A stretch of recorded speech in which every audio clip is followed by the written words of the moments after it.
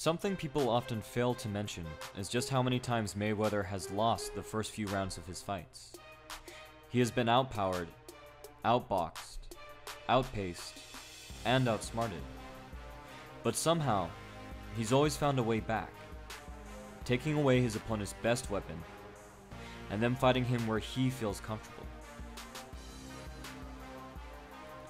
Throughout his career, time and time again, McGregor has come up with the perfect strategy for each opponent, even predicting how he would knock them out beforehand. His creativity in the ring has evolved the sport, bringing new moves and techniques into play. But if Mayweather figures out his plan before McGregor can finish him, then it will come down to a game of wits. And the question is, not who is the better athlete, but who is the smarter fighter. When Floyd fought Zab Judah, he fought a boxer that threw his counters from the same unusual angle as Conor. While it is generally considered a superior position for a southpaw to put his foot on the outside to punch, Zab, like McGregor, took an inferior angle from the inside and countered with either hand, eventually landing a knockdown with the lead hook.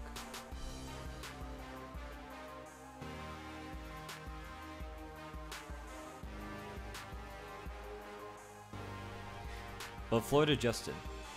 He smothered Zab's counter before he threw it, shifting into his punch to cut off his footwork. This modification is what won him the fight.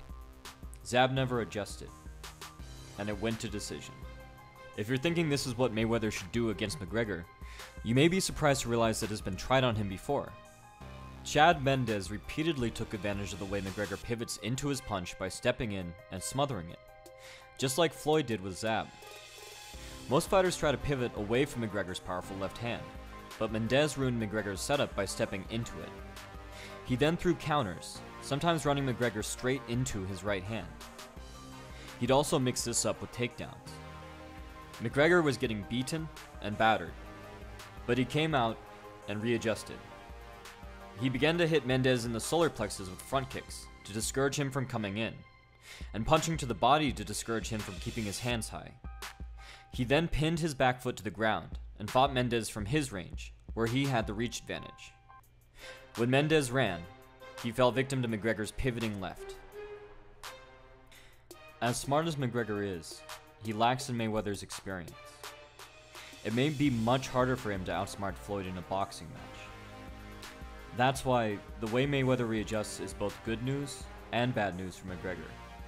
It means that if McGregor has something incredible up his sleeve, a well-developed, unexpected plan that will catch Mayweather by surprise and expose his weaknesses, then he'll probably have a few rounds to use it. On the other hand, if Floyd has time to figure him out, then the fight will come down to who can readjust the fastest. That's why, in this match, the smartest fighter wins. I've started a new Reddit community where you can share your ideas and thoughts about training and techniques, along with articles and videos. It's a place where you can go to better understand the art of fighting and help grow as a martial artist or as a fan. I've also got a book coming out soon on how the most successful fighters generate power in their strikes. You can pre-order it for half off with the link below. I've gotten a lot of requests for a breakdown of Julian Jackson's power, and this book will come with an exclusive video breakdown of him and other great boxers, kickboxers, and mixed martial artists. I've left a link to both of those below. And lastly, like I even need to ask, share your opinions on the